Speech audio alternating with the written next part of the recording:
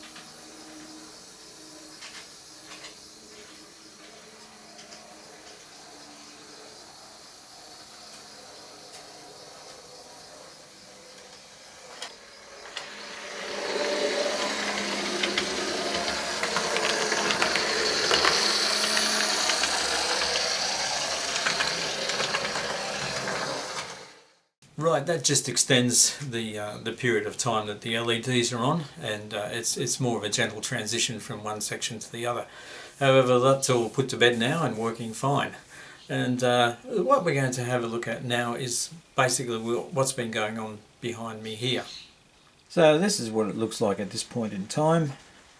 We've got a lot of stuff going on in there, and I'll show you in detail, or some detail, how we got to this point. But yeah, this is basically what it looks like at the moment, windmill and all.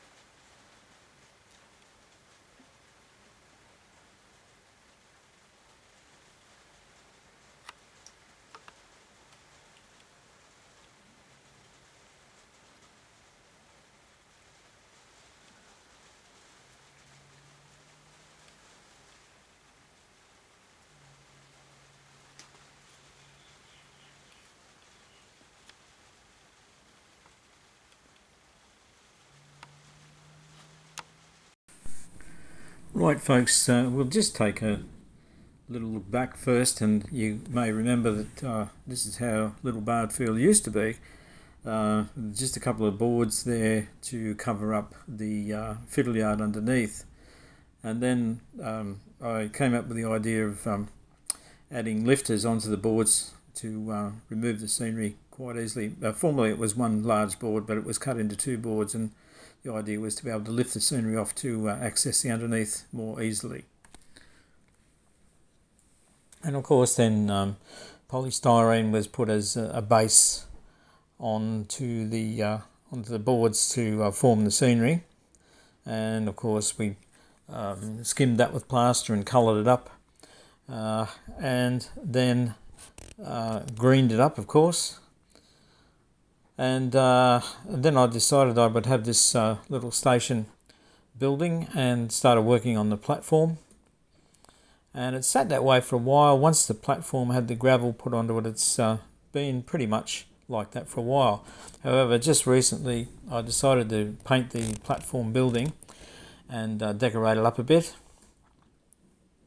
And platform fencing has been added, both ends actually. And I made the signs on my computer, and the two posts for the signs are made from rivets, and the rivets are painted, etc. And the sign is super glued to the rivets. And I started then experimenting with some little figures to see what would work.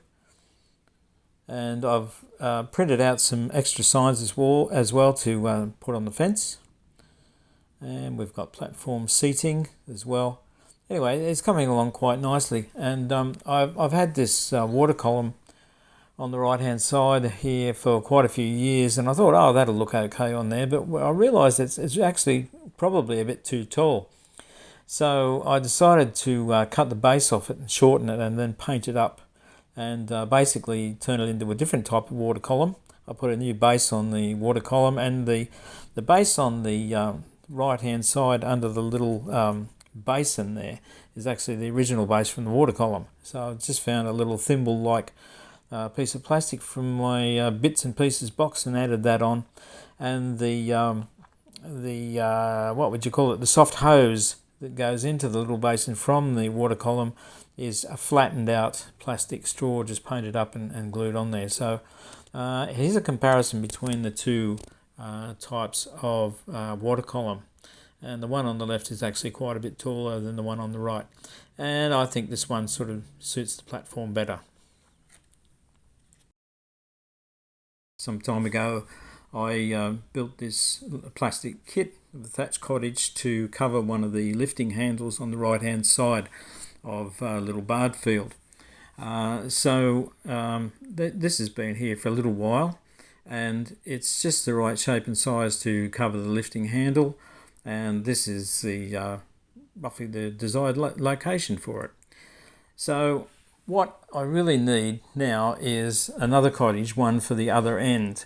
So I've based a cottage that I've scratch built on this cottage at Bircham Mill in Norfolk, and it's an unusual building. It's white, rendered white on three sides, so this side and the two ends, and the other side is bricked, and the gable is off centre, and you will notice that there's a raised wall at one end on the left hand side. So it's an unusual building, and I went there many years ago, so that's the reason why I decided to model this. But it's not an accurate model of this, it's just close to it. So the way I built this model was to firstly design it in LibreOffice Draw, and the original intention was to make it from thin card and do an inner wall and an outer wall and sort of sandwich the glazing in between.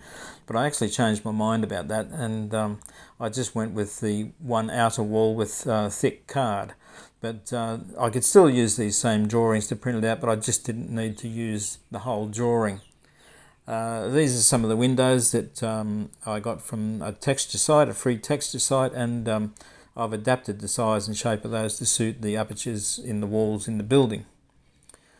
I should go back and say that the way I did these windows was to print them out and then laminate them with a standard laminator, and cut them out and then put them in the building.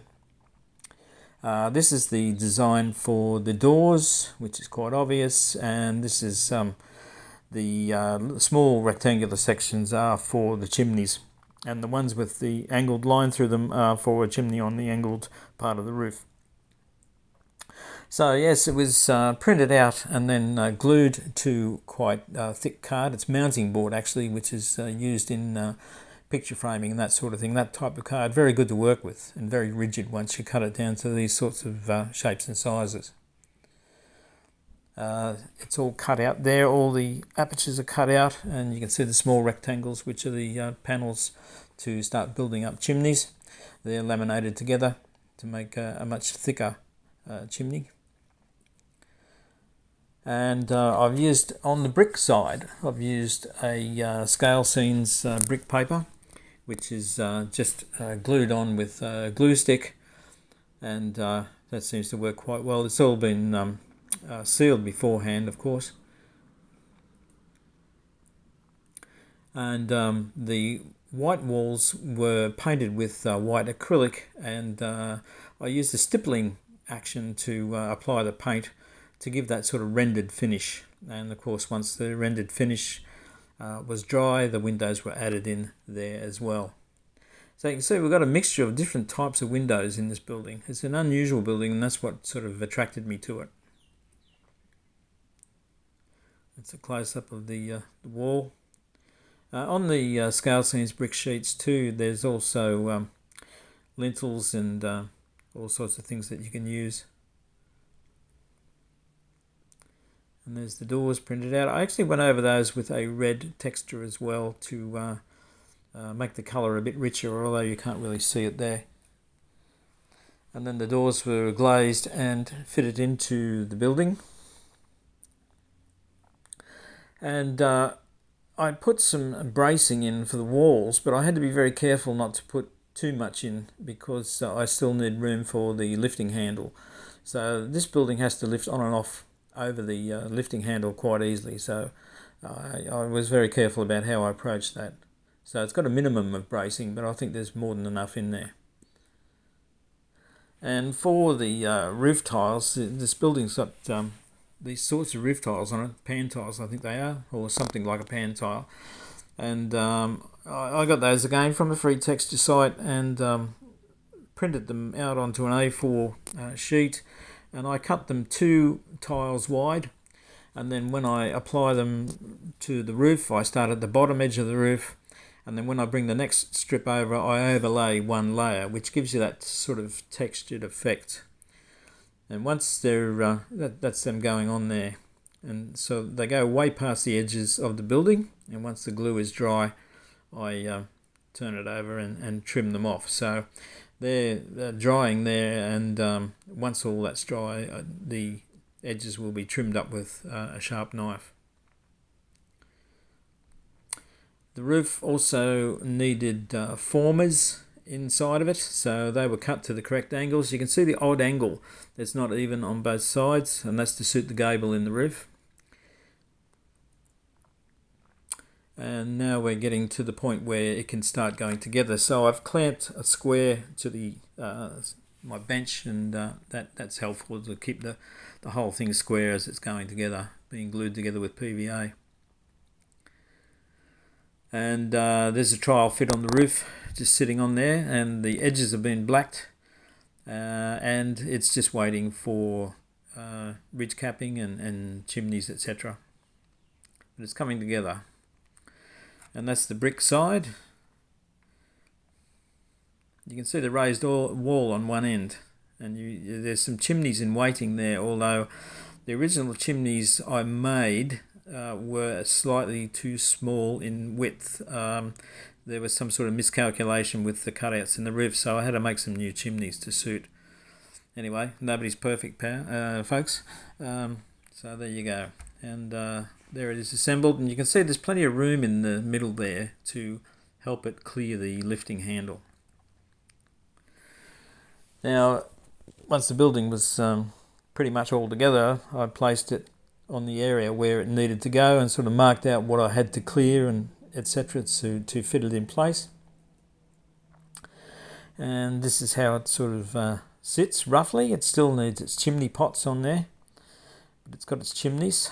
And here's just a reference back to the original building, so it's very similar, as you can see. If we go back again, there's the model. It's not an exact copy, folks, but it's just a representation of. There's a lot more buildings on this site, and you can see there is a connecting building between the building and the windmill. So I haven't gone down that route. I just don't have the room to do it. So there's the chimney pots going on. These are just turned down rivets, and they're painted up. And to allow the building to be placed accurately onto the scene each time, I've made up a base, and on top of that base there's an inner perimeter of card which will locate the building to exactly the same spot every time. So you can build up scenery around this base and be sure that when you put the building back on, it will be in exactly the same position each time. And the same was done for the little thatch cottage as well. Of course, the next thing we need after the building has been sort of complete is the windmill. Now, this is a daypole kit which I have had for in excess of 20 years. It's one of these things that got started and never got finished. So I decided to actually finish it. And even though it's not the same as the mill at Bircham, it's a mill that I had, so I will use it. And so here it is in the process. The 2 bits on the left were mostly put together, and just some parts had to be added on and fixed up a little bit, and then the sails were put together and sprayed as well, actually. And this is the windows and doors being sprayed white at this stage. I used an airbrush, of course. And then the windows and doors on the both parts of the building were masked up, and then I could spray a matte brown onto the timber work on the top of the mill, and also onto the roof of the lower part. And this is how it's come up. And I just thought this is the original site where I thought I would have the mill. There's even there were markings on the scenery there where it was going to be placed. And once I'd actually built the thing and then I had my cottage there, I thought, no, I don't really like it in that position. It just didn't look right to me. So anyway, I ummed and ahed about that. But in the meantime, I got on to weathering the timber on the mill. A lot of these mills that you see, there's some that are restored and there's some that are in a sort of a very weathered state, and some that are in between. Well, mine's in a semi-restored state. So the timber on the mill itself probably needs a bit of attention. It's had a hard life, folks, but it looks like somebody's decided to fix it up. They started painting doors and windows. So this weathering was done just with chalk pastels over the brown. So I've used some light greys, a bit of black, a bit of brown, I think, and sort of just quickly go over it and rub it in where it's essential, dust it off a bit. And the bricks on the lower part were done with paints and then gone over with pastels and chalks, etc., to get that sort of weathered brick effect. And of course, once the whole thing was painted, etc., it was assembled. And I've actually left the top part removable off the base and started placing it in this position here, which I thought, that looks better. So I decided to go with that. I prefer that position. And once I'd sort of determined where the position was, I'd started working on other scenery. So the base for the little thatch cottage has had some gravel put around it, as is the case with the mill. That's been sited permanently, and gravel put around the cottage and through to the mill, and there's a path leading off to the right there away from the mill. The original site for the mill eventually was gravelled over as well, and I've got to put maybe a garage or something up there, some sort of building anyway. Once the buildings were set in place, it was then time to turn my attention to more scenery in terms of hedges, etc. So I've created these hedgerows which I've placed along both sides of the road. That's not complete at this stage, there's still more to go, but that's the start of the hedging going in. And I also extended it way down around past the mill and up the hill. It's a better shot of it there. I've still got to work on the lower part of the hedge between the road. You can see that pinkish area. I'm going to put a stone wall in there, I think. Either that or I can just run the hedge all the way down, but yeah, hedging there at the moment. And that's a view of it going up to the little cottage and so on. And there's a bit more, another view of it. So it's starting to come together as far as I'm concerned. The next thing I wanted to do was to add some 4-foot post and rail fencing.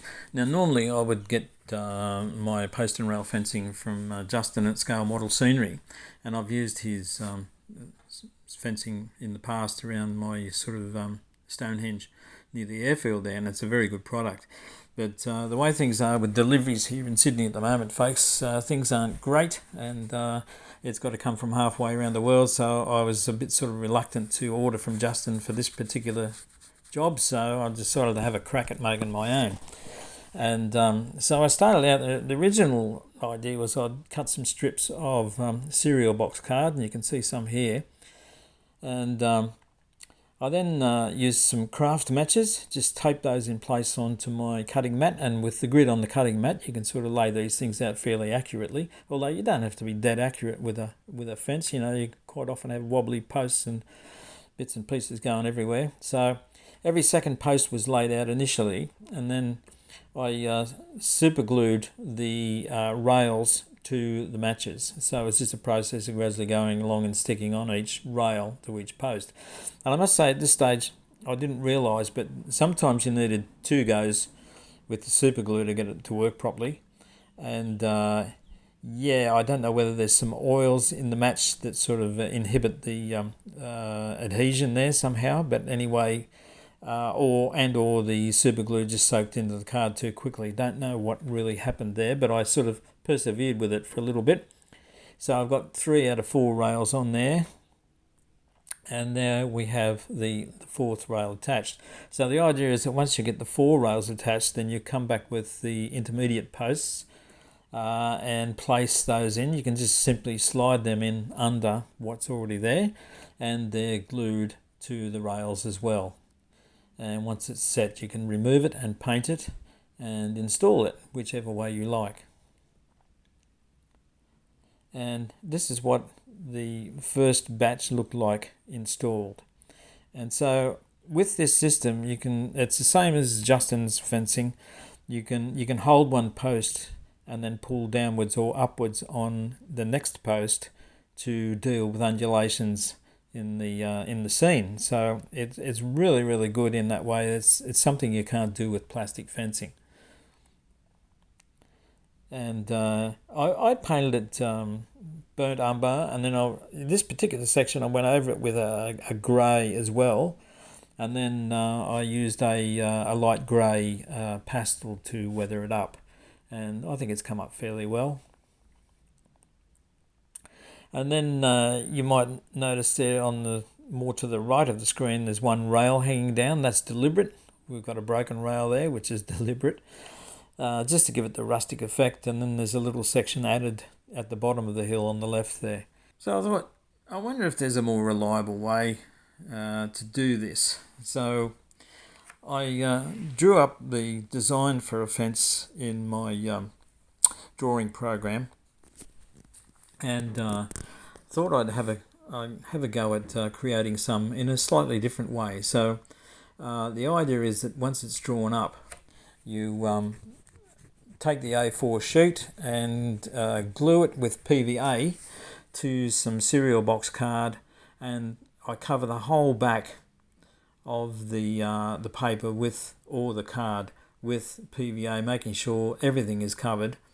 Because if you use a glue stick, you can't guarantee you're going to get every single spot covered on there, and once the acrylic paint hits the paper and the card, sometimes it'll undo the glue stick glue and you'll have a piece coming loose. So this is my preferred method. So once it's glued with PVA, I give it a couple of days to dry, and I sort of sit it under some heavy weights to try and keep it flat, although it will bow up eventually, although that doesn't really matter. And so it turns out like that. And for my posts, I'm using some quite thick card that was recovered from some sort of artist pad or something like that. It's very similar to the thickness of matches. And so I just cut out strips of these posts from my card, trim them down to length, and they're ready to be used as posts. So from the main card, I cut out all the long lines, if I can use my mouse here, all the long lines through the sections here between the rails, and I cut past the printed area. So you can see here where I've gone past the printed area, and I cut across here through the card to remove the sections I don't want. I've done that at both ends, and then I put some masking tape on these tabs at the ends and tape it down to my cutting mat to keep it straight and flat. The pieces of card post are then added with just a drop of PVA, a little drop on each rail, place the post in place, and you get a bond fairly quickly. But we let that set overnight, and it's quite strong. Once it's set, the ends are trimmed off and the section is painted up and ready for installation. Now this is what it looks like. This is the first section I did. You can notice at the end here how I've pulled one end down to deal with the undulations here, and not everything's straight and vertical. We've got some wonky posts. All of that suits the rustic look that I'm looking for. And so there's quite a lot of fence to be done here, and you'll find that this section here is a mixture actually. This is some done with matches that I'd done before, and I thought, well, I'll use it anyway. This section up here is the pure card fence, and that's I think the uneven look of it, and obviously it looks like there's a new bit being put on the left. Yeah, it all suits what I want to do. Right, the next thing I wanted to do was to create a veggie garden in this area here behind the fence. So part of the garden was going to have a garden arch, trellis sort of thing. So I decided to make one. I had some of this wire mesh that I thought would be ideal, so I've cut a long section out of that and bent it around a bolt to get a U shape. And then I've glued some fly screen wire over that with super glue, and then sprayed the whole lot white. The bottom legs will be trimmed off to insert it into the scene.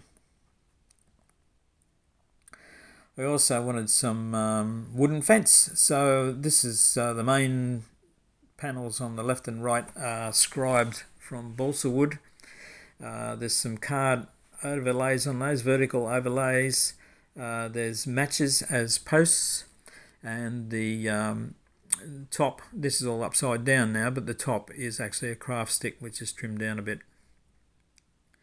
So that was all painted up. The wooden fence was painted up and installed in place, and on the right here I've used some platform fencing and painted that up brown, sort of distressed it a bit and put that in place, because this garden is going to have a mixture of odds and sods all through it here. In the meantime, I've extended the gravel area through here and done some raised beds. There's going to be some gravel paths going in here as well. So the garden's well underway. Then I've installed the garden arch that still has to have a climbing rose or something draped over it, and I've added some more flower beds there as well.